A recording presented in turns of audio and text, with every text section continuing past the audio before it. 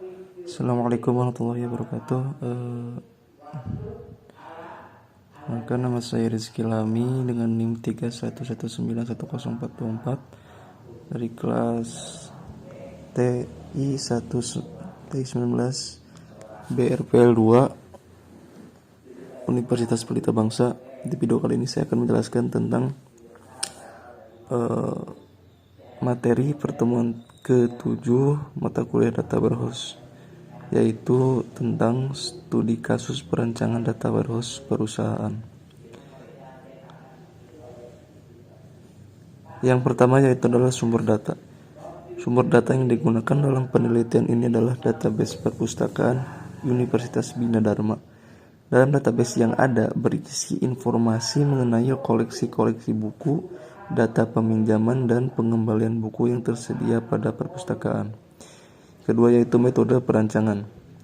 Metodologi perancangan data warehouse yang digunakan dalam studi kasus ini menggunakan metode 9-step methodology, yaitu oleh Kimball pada tahun 2002. Dalam metode ini terdapat 9 langkah dalam merancang sebuah data warehouse, yaitu yang pertama, choosing the process, yaitu memilih proses, choosing the grain, identifying and conforming the dimensions, choosing the fact, storing free calculation in the fact table, rounding out the dimension tables, choosing the duration of database, tracking slowly change dimension. Yang terakhir yaitu deciding the query priorities and the query models. Selanjutnya itu perancangan data warehouse. Choosing the process yaitu memilih proses bisnis yang terjadi dalam perpustakaan Bina Dharma ini meliputi 1. Penyerahan bebas pustaka, 2. Pembelian buku, 3. Pendaftaran anggota, 4. Peminjaman buku, dan yang kelima yaitu pengembalian buku. Perancangan data selanjutnya yaitu memilih grain atau choosing the grain. Pada proses ini dilakukan setelah diketahui proses bisnis yang terjadi. Grain ini nantinya akan dijadikan sebagai fact table dalam data warehouse.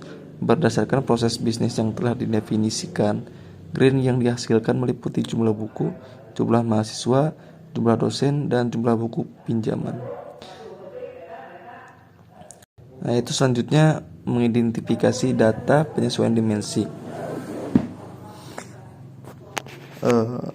Berhubungan dengan tabel fakta. Dari hasil identifikasi, maka dapat ditentukan dimensi yang terlibat, meliputi dimensi mahasiswa, dimensi dosen, buku, dan dimensi waktu. Yang keempat yaitu memilih fakta. Langkah berikutnya adalah memilih fact table berdasarkan pemilihan grain sebelumnya. Tabel fakta yang didapat dari analisis terdiri dari fakta peminjaman dan fakta pengembalian. Rancangan fact table yang dihasilkan dalam penelitian ini adalah fact table peminjaman dan fact table pengembalian buku. Gambar fact table peminjaman dan fact table pengembalian buku dapat dilihat di bawah ini. Nah, ini untuk fact table peminjaman. Ada dimensi anggota, waktu, buku, kategori, penerbit, dan pengarang. Dan yang ini fact table untuk pengembalian buku. Selanjutnya, menyimpan free calculation dan tabel fakta. Agregasi pada tabel fakta peminjaman ada total penjumlah peminjaman buku berdasarkan waktu, hari, minggu, bulan, dan tahun. Dan agregasi fakta pengembalian buku adalah total pengembalian berdasarkan waktu, hari, minggu, bulan, dan tahun. Selanjutnya, melengkapi tabel dimensi. Tabel dimensi beserta atributnya dalam penelitian ini meliputi file, tipe, dan keterangan. Ada ID buku, ID kategori, pengarang, penerbit, judul, tahun, SBN. Untuk tipenya, buku parcar, kategori, pengarang, penerbit, parcar semua 10. Judul parcar minimal 100 kata, tahun parcar 4 pastinya kan. Ada 4 angka untuk tahun.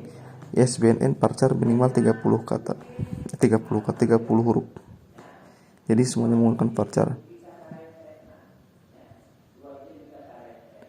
Selanjutnya untuk tabel dimensi kategori ada tabel dimensi pengarang, tabel dimensi penerbit, tabel dimensi anggota.